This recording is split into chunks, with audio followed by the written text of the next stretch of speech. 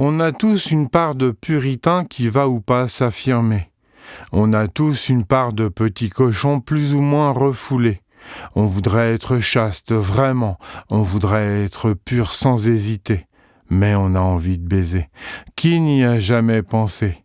Qui ne s'est jamais pougné? Est-ce qu'on s'éloigne de Dieu parce qu'on est excité devant le spectacle de la nudité? Je n'en suis pas persuadé. Est-ce que ça n'est pas de cette manière qu'on fait les bébés? Est-ce que les sentiments sont toujours obligés? Est-ce que les épicuriens sont des déséquilibrés? Alors attention, il ne faut pas tout mélanger. Les sentiments ne sont pas obligatoires pour coucher, mais sans les sentiments, il faut que tous les partis soient conscients qu'hors mille sexes, il n'y a rien à espérer. Dans ce cas, il faut se protéger des maladies et de faire des enfants qu'on n'aurait pas souhaité. Dans une relation de couple, on peut s'aimer, qui n'empêche pas de baiser, qui n'empêche pas de s'abstenir si on est répugné, mais il faut toujours avoir le consentement de la personne ou des personnes concernées. Au commencement d'une histoire, le plus sage est de faire ensemble le test du HIV.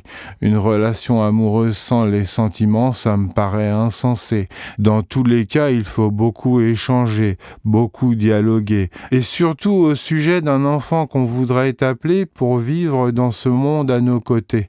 Il faut tout bien peser, il faut tout bien considérer.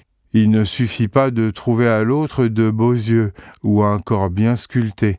Il ne suffit pas de prendre son panard pour procréer. En plus de s'occuper de sa personne et de la nôtre en particulier, l'autre devra être généreux, courageux, reconnaissant envers ceux qui l'ont encouragé, qui l'ont soutenu et qui l'ont supporté, qui l'ont inspiré. Si possible, il devra être solidaire de toute l'humanité. Un peu d'esprit également serait apprécié. Il faut trouver chez l'autre autant de qualités qui peuvent aider à éduquer et à élever un nouveau-né jusqu'à se responsabiliser. Il semble évident qu'une personne droguée, qui a l'habitude de boire ou de se piquer, est mal indiquée pour s'accoupler, tout autant qu'une personne violente qui va vite être excédée, ou une personne irresponsable qui va se défiler, ou tout simplement une personne mal intentionnée.